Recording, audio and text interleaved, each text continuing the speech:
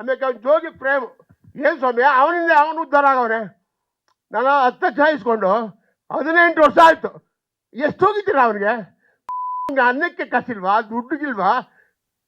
ಇವತ್ತಿಂದ ಇಷ್ಟೊಂದು ಗಂಟೆ ಅವ್ರು ಪಿಕ್ಚರು ಜೋಗಿ ಪ್ರೇಮ್ ಪಿಕ್ಚರ್ ಮಾಡಿದ್ರು. ಇವತ್ತು ಗಂಟೆ ಒಬ್ಬ ಪಡಿಯೋರು ಉಳಿದಿಲ್ಲ.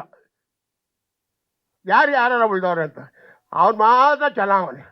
100 ಕೋಟಿ ದುಡ್ಡು ಬಡಿಕೊಂಡು ಫೋನ್ ತೆಗೆಯಲ್ಲ. ಪ್ರೇಮ್ ನಾಳೆ ಕಚ್ಚರ ಬಡಿಯ ಬರ ನೀನು ಗಂಚಾರ ನನ್ನ ಮುಂದೆ ಔಷಧಿಗಳಾಡ್ತಿಯಲ್ಲ. ನಿಮ್ಮ ಅಪ್ಪ ನೀವು ಹುಟ್ಟಿದ್ರೆ ಬಾ ನನ್ನ ಮುಂದೆ. ಯಾಕೋ ಈ ಥರ ಮನೆ ಆಗಿ ಕೆಲಸ ಮಾಡ್ತೀರಾ? ತಿನ್ನಿಕ್ಕಿಲ್ವಾ ನಿಮಗೆ? ದೇವ್ರು ಕೊಟ್ಟವಲ್ಲೇ ಕೋಟಿಗಟ್ಟಲೆ ದುಡ್ಡು. ನನ್ನ ಮಗನೇ ನೀನು ಊರಲ್ಲಿ ಎಮ್ಮೆ ಮೇಯಿಸೋದು ನನಗೆ ಗೊತ್ತಿಲ್ವ? ಎಲ್ಲ ಗೊತ್ತು. ನೀನು ಎಮ್ಮೆ ಮೇಯಿಸ್ತಾ ಇರೋದು, ಕುರಿ ಮೇಯಿಸೋ ಎಲ್ಲ ಗೊತ್ತು. ಅಂತ ಜೋಗಿ ಅಂತ ಪಿಕ್ಚರ್ ಮಾಡಿದವನೆ ನಾಷ್ಟ ಮಾಡ್ಬಿಟ್ಟೆ ನೀನು. ಎಕ್ಸ್ಕ್ಯೂಸ್ ಸಿನಿಮಾ ಮಾಡಿದವನಿಗೆ ನಾಷ್ಟ ಮಾಡ್ಬಿಟ್ಟೆ ನೀನು. ಯಾರಿಗೂ ಉದ್ಧಾರ ಮಾಡಿದ್ಯಾ? ಕರಿಯ ಅಂತ ಪಿಕ್ಚರ್ ಮಾಡಿದ ಸೊತ್ತೇ ಹೋದ. ಅವತ್ತು ಸಾಲ ಮಾಡಿದ ಕೊರ್ಗಿ ಸೊತ್ತದ. ಬಾಲರಾಜ್ ಅಂತ ಆನೆಕಲ್ಲನು.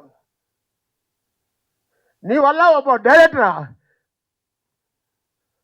ನಿಮ್ಗೆ ನಾಚಿಕೆ ಏನಿಲ್ಲ. ಏನು ದುಡ್ಡ ಒತ್ಕೊಂಡ ಹೋಯ್ತೀರಾ?